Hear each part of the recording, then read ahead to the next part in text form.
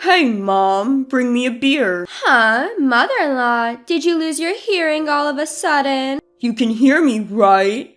Hey, I told you to bring me a beer. This is how it always goes when my son and his wife speak to me. We've been living together for 5 years, and they've never listened to me, always ignoring what I have to say. When they do speak to me, it's always just orders, like I'm some sort of maid. Jean, my daughter-in-law, speaks ill of me for everyone to hear, and Paul, my son, treats me like a housekeeper without a second thought. Ignoring them, I turn my back and pretend to watch the TV, acting as if I can't hear them. I'm at the end of my tether with these two, who only listen when they want something, but ignore me otherwise. After a while of ignoring them, Jean picks up the TV remote and shuts off the show I was watching. Startled, I looked up when she said loudly right into my ear, "Hey, mother-in-law, can you hear me?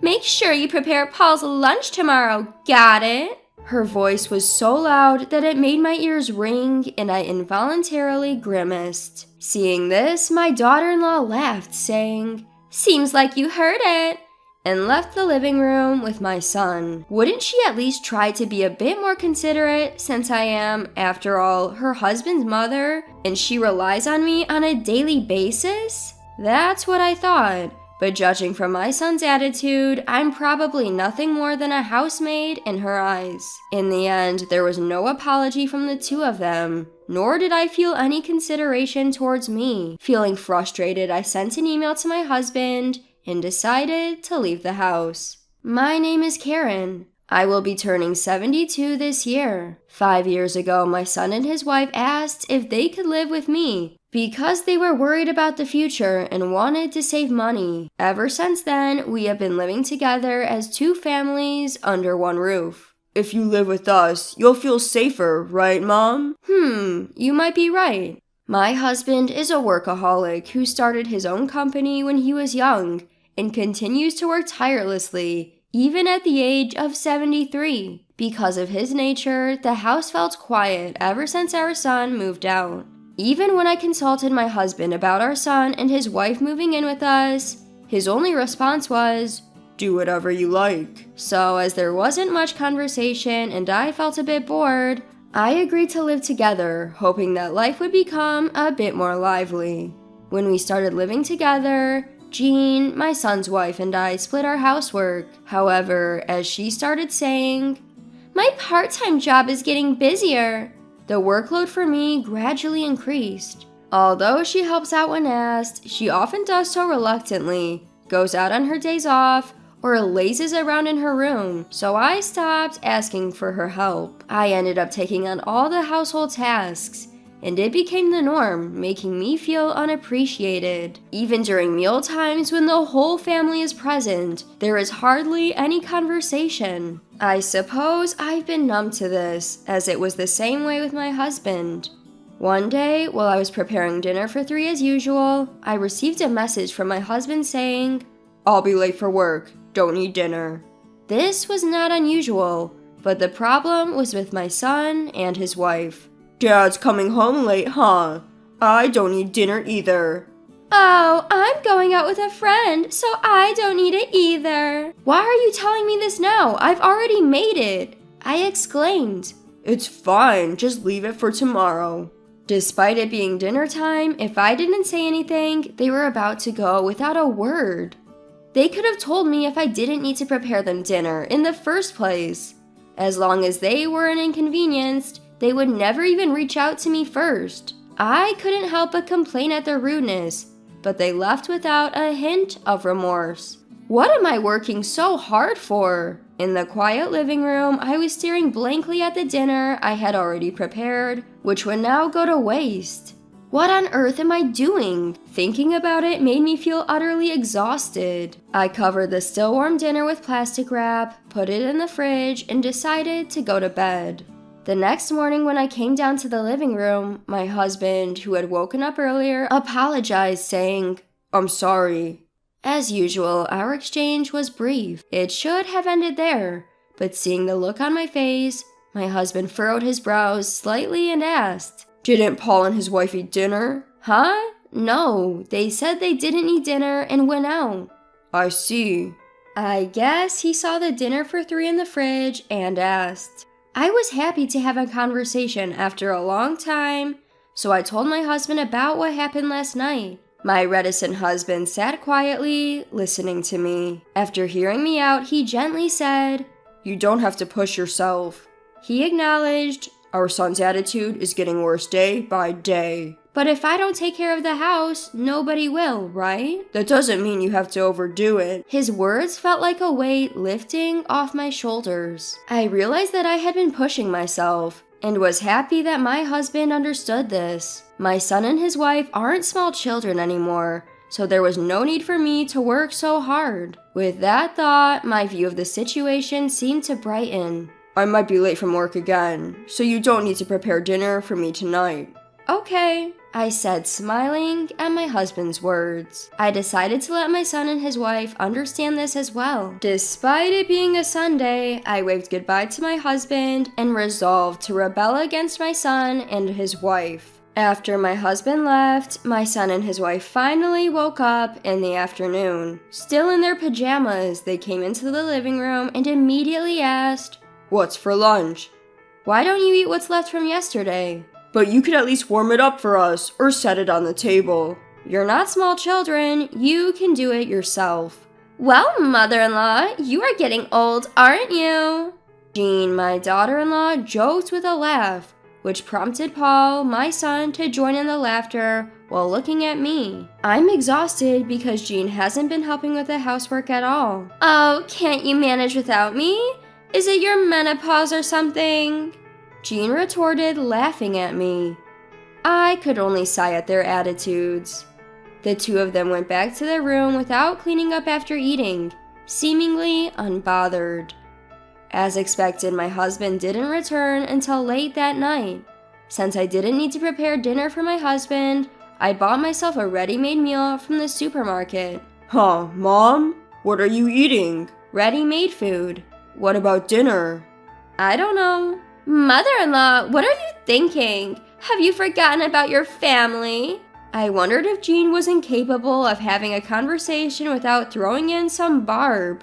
I decided to ignore my daughter-in-law, which seemed to quiet Paul down. However, he quickly picked up his phone and started complaining again. You don't work, Mom. You should at least take care of the house. I thought that since it was their day off, they could prepare their own meals for once. As I thought this, they decided to order a delivery. Give us the money later, Paul said, which made me lose my patience. Since they wanted to save, I agreed to not let them pay our living expense, and I never bothered them about it. But I never imagined them to take advantage of me like this.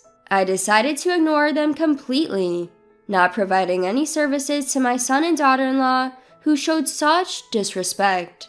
Hey, Mom, beer. Oh, has mother-in-law suddenly gone deaf? You can hear us, right? We're asking for beer, Paul demanded, while Jean kept on making snide remarks, and Paul talked to me like I was their housemaid.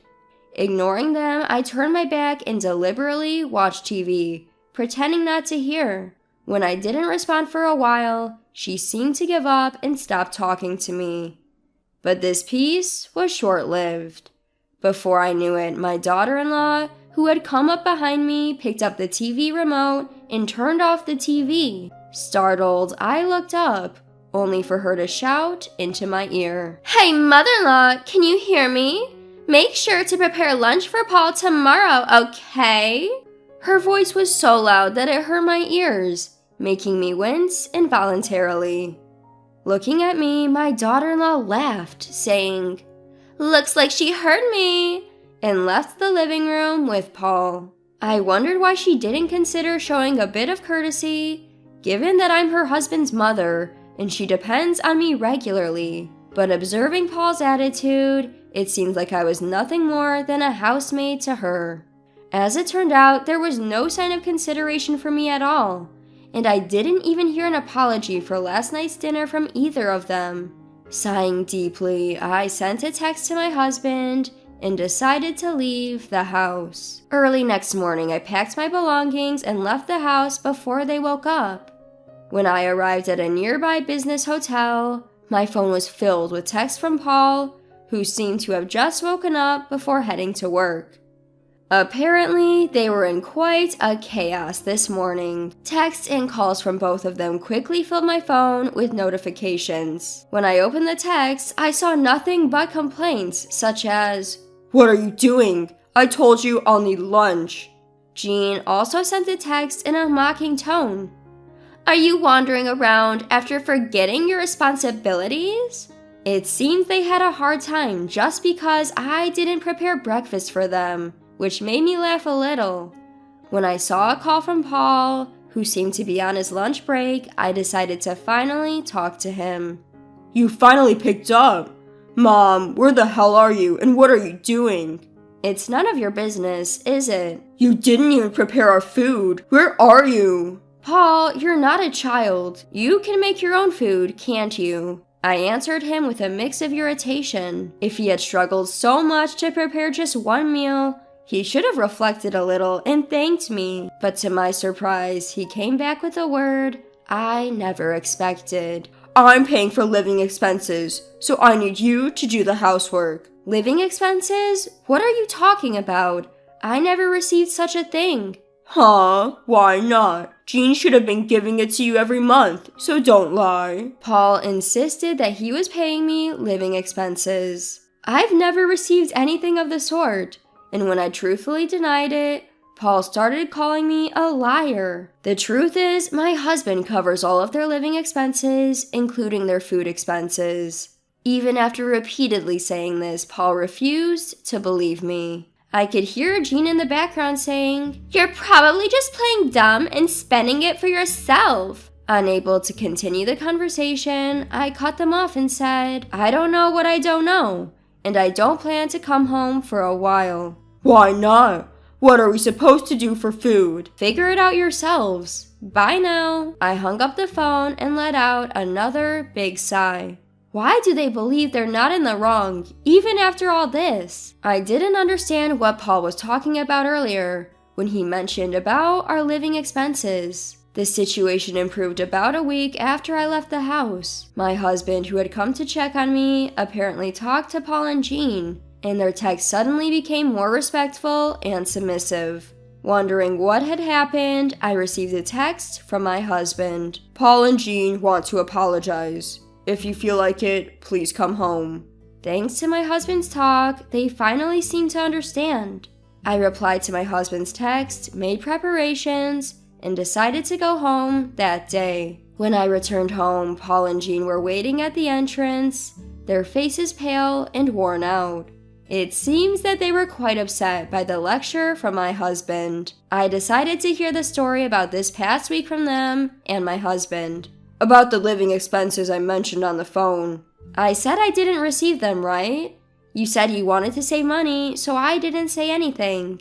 "Actually, Dad was really mad at us about that." It seems that my son had told his father about his contribution to the household expenses. It appeared that he believed I had been lying, and throughout he seemed to have painted me as the villain when speaking with his father. However, when his father explained that there was no way I could be splurging, as I was busy from morning to night with cleaning, shopping, preparing meals for 3 people, and doing the laundry while showing him our household book, he quieted down. "You couldn't even believe me?"